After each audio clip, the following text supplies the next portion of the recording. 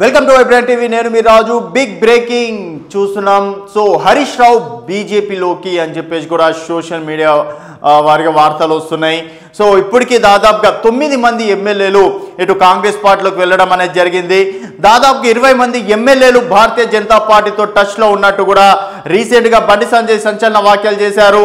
మరి హరీష్ రావు గురించి కూడా సంచలన వ్యాఖ్యలు చేయడంతో మరి హరీష్ రావు సపరేట్ టీం ఏమన్నా భారతీయ జనతా పార్టీలోకి వెళ్ళబోతుందా? ఎందుకంటే ఇప్పుడున్న పరిస్థితిలో బీఆర్ఎస్ పార్టీ మనుగడ అంతంత మాత్రమనే చెప్పుకోవచ్చు. దాదాపు ఒకరు కాదు, ఇద్దరు కాదు, 9 మంది ఎమ్మెల్యేలు ఇటు కాంగ్రెస్ పార్టీలోకి వెళ్ళిపోయారు. 6 మంది ఎమ్మెల్సీలు కాంగ్రెస్ పార్టీలోకి వెళ్ళడం అనేది జరిగింది. సో చిన్న స్థాయి క్యాడర్ కూడా సర్పంచ్లు, జెడ్పీటీసీలు, ఎంపీటీసీలు కూడా ఇటు కాంగ్రెస్ పార్టీలోకి జాయిన్ కావడం అనేది జరిగింది. అలాగే మొన్న జరిగినటువంటి ఎంపీ ఎన్నికల్లో ఇప్పటి వరకు బీఆర్ఎస్ పార్టీ పెట్టి దాదాపుగా 20 సంవత్సరాలు అవుతున్నా కూడా ఎప్పుడు కూడా ఓటమి చూడని వంటి బీఆర్ఎస్ పార్టీ మొదటిసారిగా ఎంపీ ఎన్నికల్లో 0 స్థానాలు, ఒక్క స్థానం కూడా గెలవలేకపోయింది. మరి బండి సంజయ్ ఏం వ్యాఖ్యలు చేశారు, మరి హరీష్ రావు దీనిపైన ఏ విధంగా స్పందించారు అనేది ఒకసారి చూద్దాం. సో హరీష్ రావు మంచి నాయకుడు, బీజేపీలో చేరాలనుకుంటే పదవికి రిజైన్ చేయాల్సిందే, బీఆర్ఎస్ విలీనం ఆ 2 పార్టీల డ్రామా, కేంద్ర మంత్రి బండి సంజయ్ కీలక వ్యాఖ్యలు. సో మాజీ మంత్రి బీఆర్ఎస్ ఎమ్మెల్యే హరీష్ రావు మంచి పొలిటీషియన్ అని కేంద్ర మంత్రి బండి సంజయ్ కీలక వ్యాఖ్యలు చేశారు. ఆయన బీజేపీలో చేరాలనుకుంటే ఎమ్మెల్యే పదవికి రాజీనామా చేసి వస్తేనే చేర్చుకుంటామని స్పష్టం చేశారు. ఇవాళ కరీంనగర్లో బండి సంజయ్ మాట్లాడుతూ బీజేపీలో బీఆర్ఎస్ విలీనం ప్రచారం కాంగ్రెస్ బీఆర్ఎస్ కలిసి ఆడుతున్న నాటకాలని మండిపడ్డారు.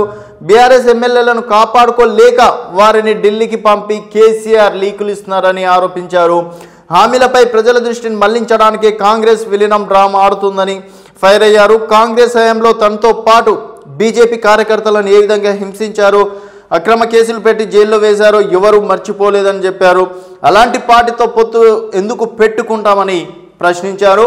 అలాగే ఉప ఎన్నిక కోరే దమ్ముందా, అభివృద్ధిని చూసి బీఆర్ఎస్ ఎమ్మెల్యేలు కాంగ్రెస్లో చేరుతున్నారని మాట్లాడుతున్న అధికార పార్టీ నేతల్లారా, నిజంగా మీరు అభివృద్ధి చేసినట్టు భావిస్తే పార్టీ ఫిరాయించిన వారితో రాజీనామా చేసి ఉప ఎన్నికల్లో ప్రజా తీర్పు కోరే దమ్ముందని బండి సవాల్ విసిరారు.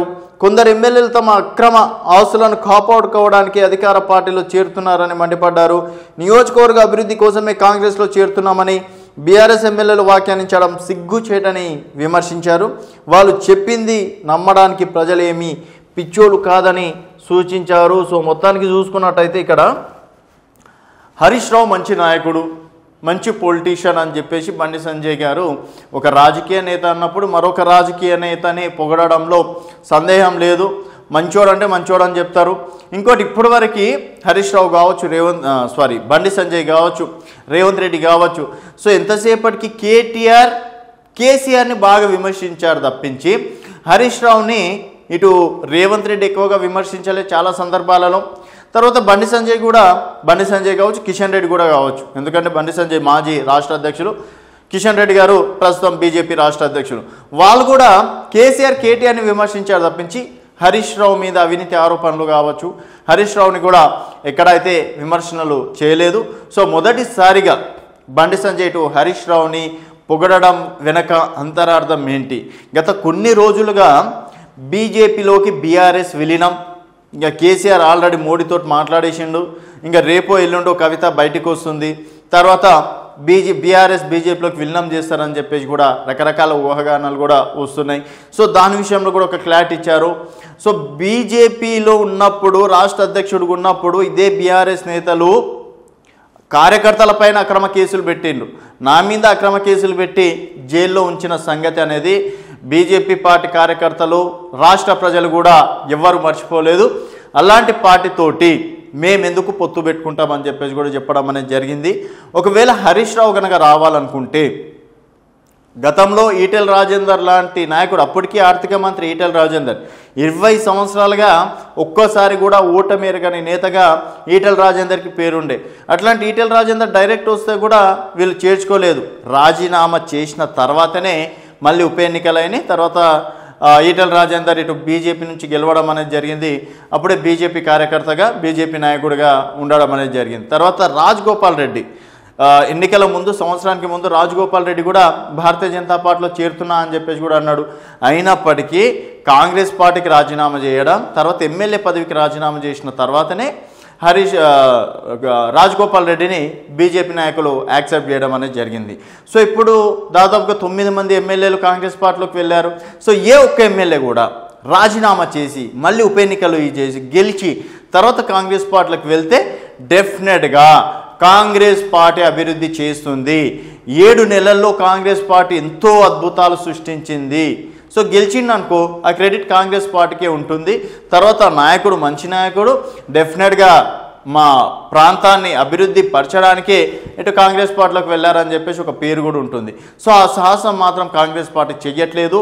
మరి కాంగ్రెస్ పార్టీ జనాల లోపలికి ఇంకా వెళ్ళలేదా, లేకపోతే 7 నెలల్లోనే కాంగ్రెస్ పార్టీ పైన అవినీతి మరకలు కావచ్చు, తర్వాత ప్రజాపాలన సరిగ్గా లేకపోవడం కావచ్చు, నిరుద్యోగుల ఇష్యూ కావచ్చు, తర్వాత పెన్షన్ల విషయంలో, నిరుద్యోగ వృత్తి విషయంలో, రైతు రుణమాఫీ విషయంలో ఇట్లా అనేక ఆరోపణలు రావడం వల్ల ఒకవేళ ఉప ఎన్నిక జరిగిన కాంగ్రెస్ పార్టీ గెలవదేమో అని చెప్పేసి ఆ విధంగా భావిస్తున్నారు అనేది పక్కన పెడితే మాత్రం బీజేపీ మాత్రం ఇదొక ఇతర రాష్ట్రాల్లో ఏ విధంగా ఉన్నది పక్కన పెడదాం, మన రాష్ట్రంలో మాత్రం రాజీనామా చేసిన తర్వాతనే డెఫినెట్గా ఎమ్మెల్యేలను రావాలని చెప్పేసి కూడా కోరుకుంటుంది.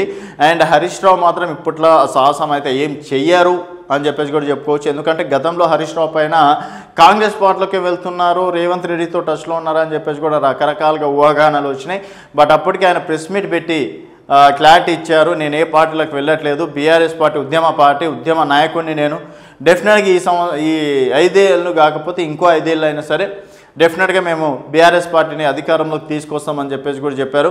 ఇక్కడ బండి సంజయ్ కూడా హరీష్ రావు ఒక మంచి పొలిటీషియన్, ఒక మంచి రాజకీయ నాయకుడు, తను ఒకవేళ డెఫినెట్గా రావాలనుకుంటే రాజీనామా చేసి తీసుకుంటాం, అంతేగాని కాంగ్రెస్ నాయకులు చేసినట్టుగా రాత్రికి రాత్రి మేము చేర్చుకోమని చెప్పేసి ఇటు కాంగ్రెస్కి బీజేపీకి మధ్య తేడాలు చెప్పడం అనేది కూడా జరిగింది. ఇప్పుడు వరకు దాదాపుగా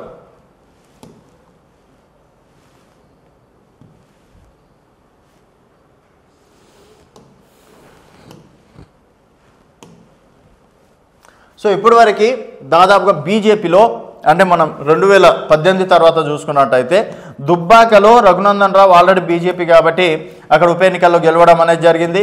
సో ఈటెల రాజేందర్ కూడా ఉప ఎన్నికలకు వెళ్ళి అక్కడ బీజేపీ తరఫున గెలిచారు. తర్వాత కోమిటిరెడ్డి రాజగోపాల్ రెడ్డి స్వల్ప మెజార్టీతోటి 10,000 మెజార్టీతోటి ఓడిపోవడం అనేది జరిగింది తప్పించి ఏ ఎమ్మెల్యేలను కూడా డైరెక్ట్గా బీజేపీ నాయకులు చేర్చుకోలేరు. అదే బీఆర్ఎస్ నేతలు అయితే డైరెక్ట్గా 12 మంది కాంగ్రెస్ నేతలని జాయిన్ చేసుకొని కాంగ్రెస్ ఎల్పీని అనేది విలీనం చేసుకున్నారు. తర్వాత 2 టీడీపీ ఎమ్మెల్యేలని ఎమ్మెల్సీలను కూడా జాయిన్ చేసుకోవడం అనేది జరిగింది. ఇప్పుడు అదే తోవలో కాంగ్రెస్ పార్టీ కూడా దాదాపు ఇప్పటికీ 6 మంది ఎమ్మెల్సీలను జాయిన్ చేసుకుంది, అలాగే 9 మంది ఎమ్మెల్యేలను కూడా జాయిన్ చేసుకోవడం అనేది జరిగింది. ఇంకోటి కాంగ్రెస్ అభివృద్ధి చూసి ఇంకొక 20 మంది ఎమ్మెల్యేలు కూడా రెడీగా ఉన్నారని చెప్పేసి కూడా అంటుంది. సో ఇక్కడ బండి సంజయ్ సవాల్ విసురుతున్నారు ఏంటంటే దమ్ముంటే ఆ నాయకులతోటి రాజీనామా చేపియండి, రాజీనామా చేసి ఉప ఎన్నికలు పెట్టేసి కాంగ్రెస్ పార్టీలకు తీసుకుంటే ఇంకా బాగుంటుంది. సో కాంగ్రెస్ పార్టీ ప్రజల లోపల ఫెయిల్యూర్ అయింది కాబట్టి రాత్రికి రాత్రే వాళ్ళని తీసుకుంటున్నారు అని చెప్పేసి కూడా అంటుంది. మరి హరీష్ రావు దీనిపైన ఏ విధంగా స్పందిస్తారు? ఎందుకంటే మొదటిసారిగా బండి సంజయ్ హరీష్ రావు మీద కీలక వ్యాఖ్యలు చేశారు, సంచలన వ్యాఖ్యలు అనుకోవచ్చు. మరి కేవలం ఆ నాయకుడిని అంటే తన నిజాయితీని ఒప్పుకోవడమే అని చెప్పేసి అనుకోవచ్చా, లేకపోతే ఇప్పటి వరకు ఏ బీఆర్ఎస్ నేతలని మెచ్చుకొని బీజేపీ నేతలు రీసెంట్గా వారం రోజులు హరీష్ రావు కేటీఆర్ ఇద్దరు ఢిల్లీలో వెళ్ళడం, తర్వాత తిరిగి వచ్చి కేసీఆర్కి ఉన్నదంతా చెప్పడం, తర్వాత అది అయ్యేలోపే 2 రోజుల తర్వాత ఇటు బండి సంజయ్ హరీష్ రావు గురించి కితాబు ఇవ్వడం, మరి దీని వెనుక అంతరార్థం ఏంటనేది మీ అభిప్రాయాల కింద కామెంట్ రూపంలో తెలియజేయండి. మరి హరీష్ రావు నిజంగా బీజేపీలోకి వెళ్ళబోతున్నారా, ఒకవేళ రాజీనామా చేసి బీజేపీలోకి వెళ్తారని చెప్పేసి అనుకోవచ్చా అనేది మీ అభిప్రాయాల కింద కామెంట్ రూపంలో తెలియజేయండి. చూస్తూనే ఉండండి వైబ్రాంట్ టీవీ.